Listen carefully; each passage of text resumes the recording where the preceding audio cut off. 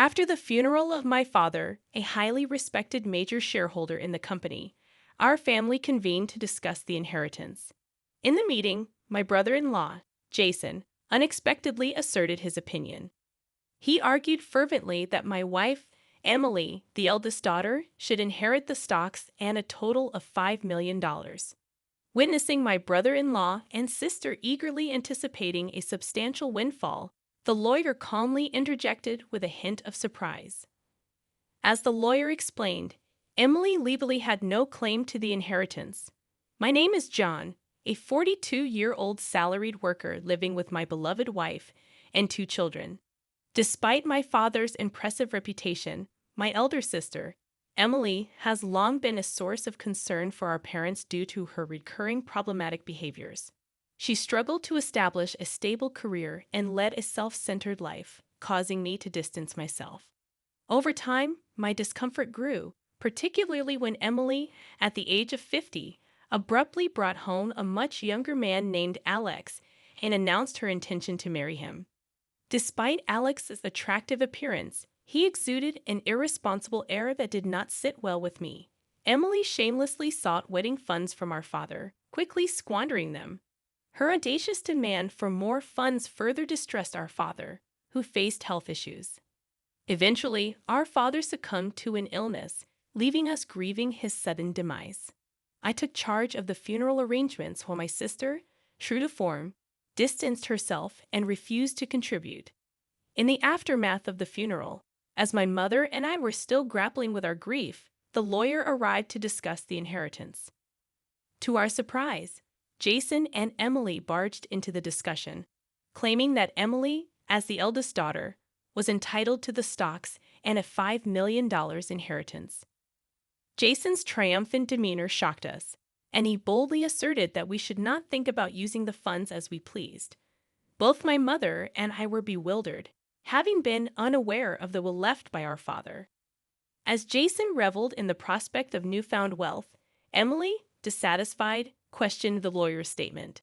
However, the lawyer clarified that Emily had no legal right to the inheritance. This revelation left both my sister and brother-in-law with astonished expressions. Emily, displaying her anger, raised her voice, insisting that it was impossible. The lawyer further disclosed that Emily was not the biological daughter of the deceased. Emily turned to our mother with an intense gaze, seeking confirmation. At that moment, my mother wore a complex expression, seemingly unable to find the words to address the shocking revelation. I had always been aware that Emily and our father were not biologically related, but it appeared she was completely oblivious to this fact.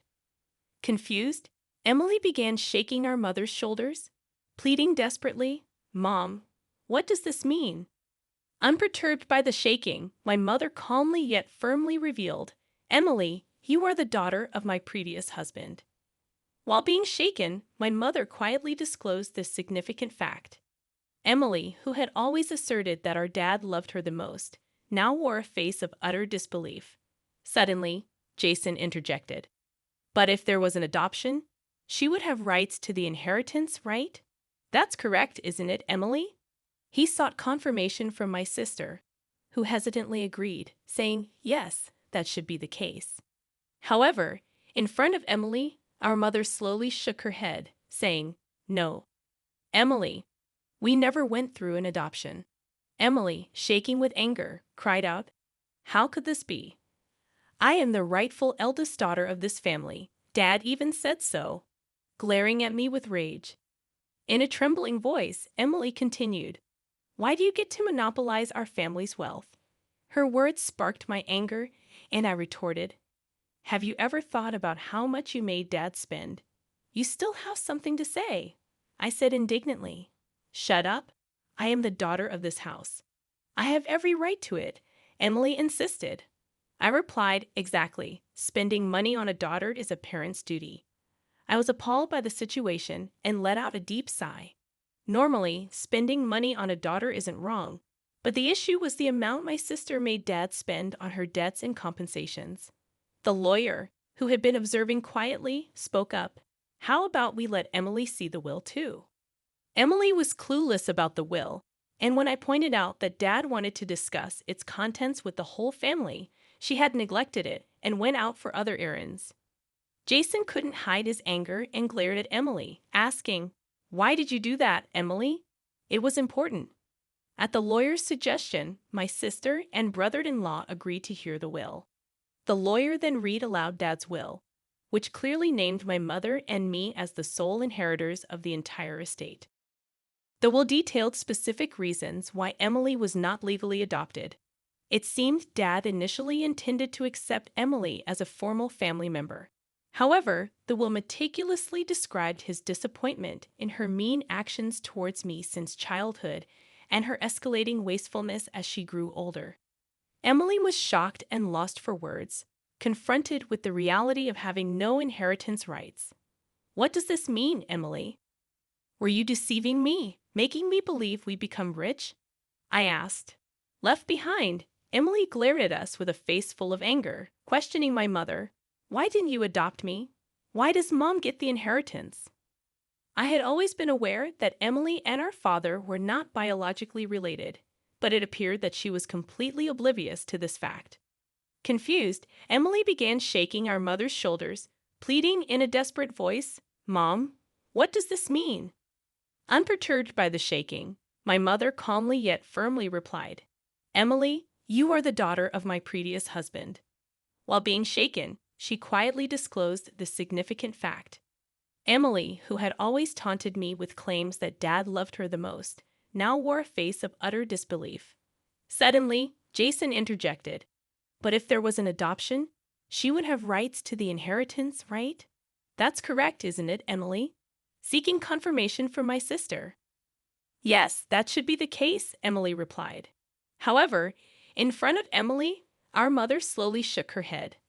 "No, Emily, we never went through an adoption." Shocked by this revelation, Emily turned to our mother, demanding an explanation. At that moment, my mother wore a complex expression, seemingly unable to find the words to address the shocking disclosure. "I should have rights too. It's unfair because of Mom's lack of action," Emily exclaimed, her cries filled with frustration. My mother, struggling to find words, managed to say, "Well, that is why." "Why deviate everything? Why nothing for me?" Emily shouted angrily, her disheveled hair emphasizing her intense emotions. The lawyer, however, remained calm, as if it were a normal day. As soon as I asserted my biological connection with Dad, Emily, in a fit of rage, reached out to hit me, expressing that it would have been better if I never existed. Before I could respond, the lawyer intervened, warning Emily to refrain from such actions, threatening to involve the police. About half a year later, the inheritance process was smoothly completed. Emily and Jason initially resisted strongly, but the lawyer's skillful handling left them with little room to interfere. My mother eventually provided Emily with a small amount of money, though it wasn't my place to comment on it. Frustratingly, Emily and Jason disappeared without a trace, leaving our relatives in shock and disappointment due to their blatant greed for money. One day, my wife suggested taking my mother and daughter out for a pleasant meal. Despite my proposal for my mother to live with us, she hesitated, torn by the irreplaceable bond with Emily. Understanding her concerns, I gave my mother some time to think. As I drove her home, we were surprised to see lights on at the usually empty house. Cautiously parking the car in the garage, we approached the entrance, suspecting Emily might have returned. Suddenly, a car rushed towards us, and my daughter yelled, "Watch out!" Instinctively, I threw myself to protect my wife, barely avoiding the car. Though I groaned in pain after being grazed by the car, my wife, worried, asked if I was okay. The car, driven by Jason, eventually crashed into the garage entrance. During my overnight stay at the hospital, Emily visited with my mother. While my mother tended to flowers, Emily looked at me and remarked, "You're surprisingly tough, aren't you?" Her tone carried a hint of disappointment.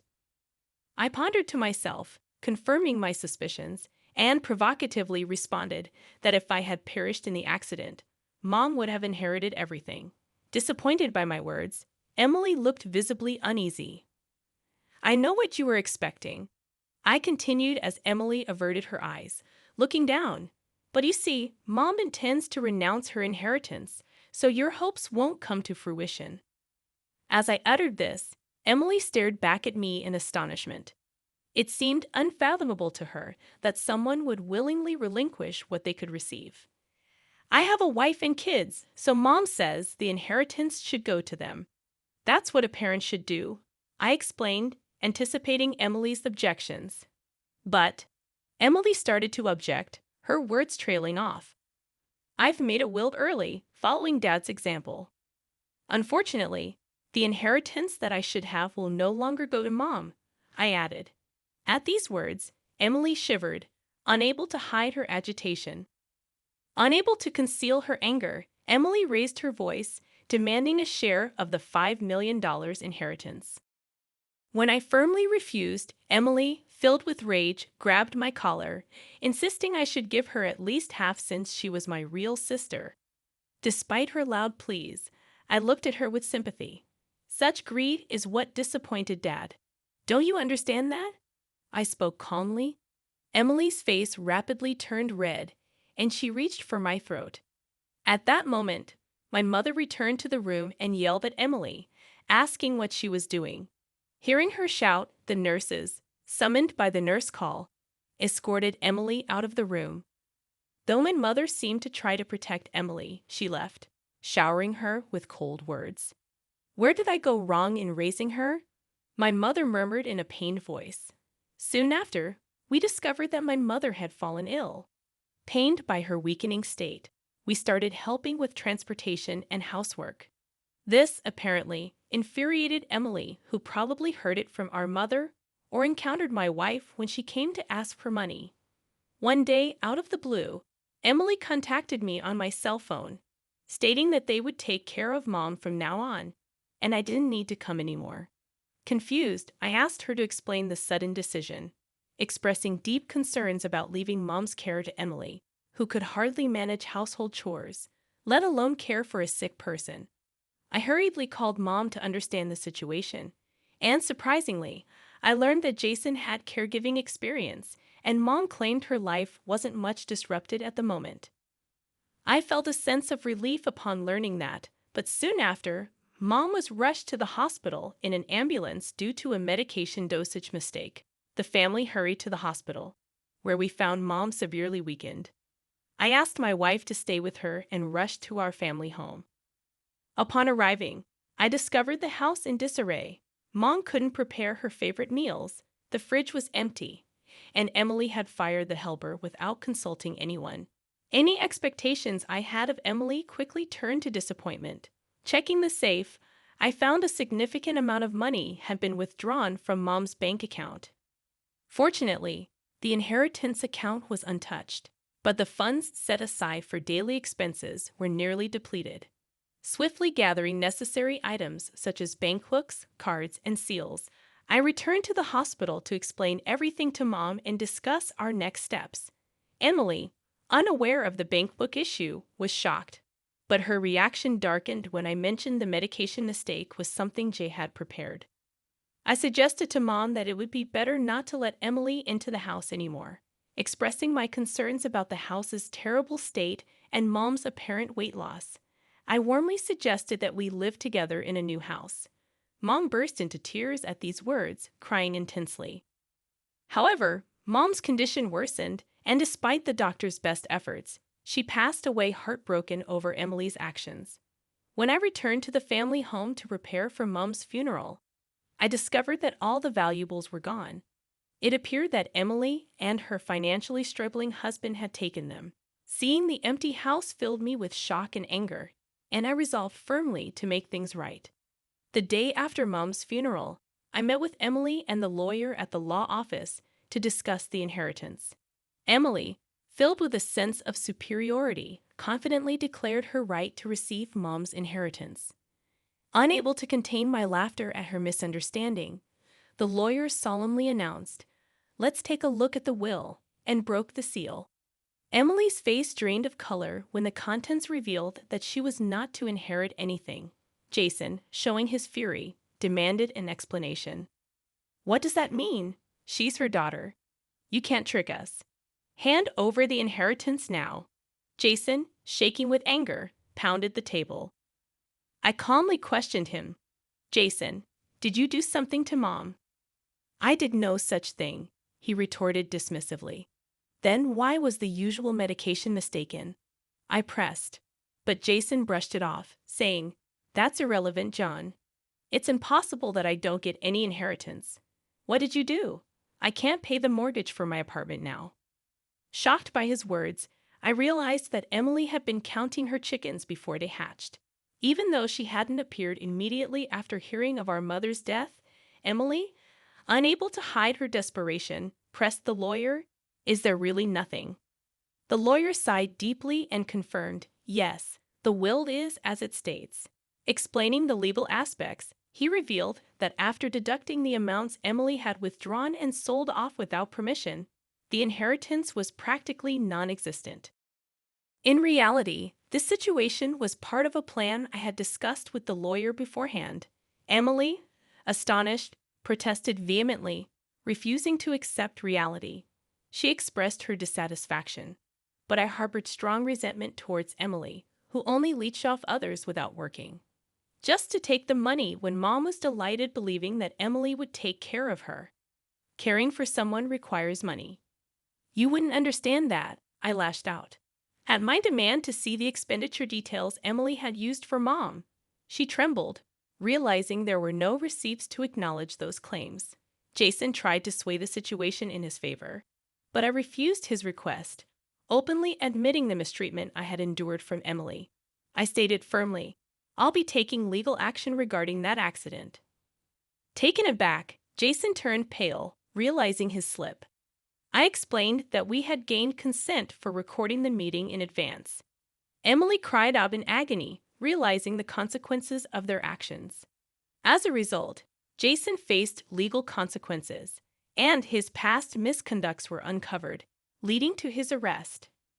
Though Emily appeared to be a minor accomplice, she faced financial troubles and rejection from relatives. Meanwhile, I continued my days of steady work, unshaken by the ordeal, and looked forward to small joys from stock dividends.